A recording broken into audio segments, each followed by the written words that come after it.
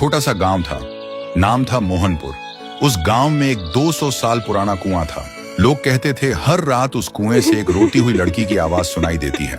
लेकिन एक बात सब लोगों को हैरान कर देती है, मोहनपुर गांव का जो भी लड़का उस कुएं के पास पानी पीने जाता है, वह 2 दिन के अंदर मर जाता है और मरा हुआ शरीर गायब हो जाता है। और एक दिन इसी गांव में एक शहर से अर्जुन नाम का लड़का आता है। अर्जुन वह छुट्टियों में अपने दादाजी से मिलने आए थे। एक दिन अर्जुन गांव के लोगों से सुना है कि वह कुआं बहुत डरावना है और कोई उसके पास नहीं जाता।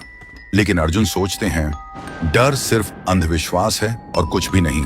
एक दिन धूप में जाते हुए अर्जुन को प्यास लगी और बिना किसी से पूछे वो सीधा उस कुएं से पानी पीने चला गया। तब अचानक से एक लड़की का चेहरा सामने आया। अर्जुन डरा हुआ था और तुरंत वहां से भागकर घर पर चला गया।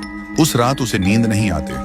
हर समय उसे लगता है कोई उसे देख रहा है और कोई बुला रहा है। अब उसे भी डर लगने लगा था।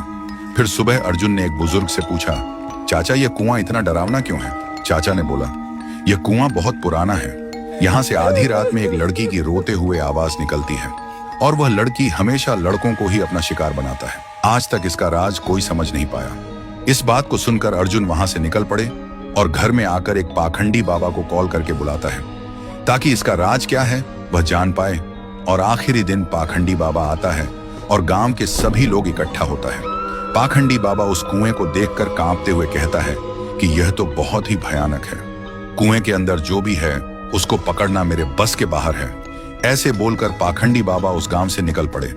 ऐसी स्थिति में गांव वाले का डर और भी बढ़ जाता है।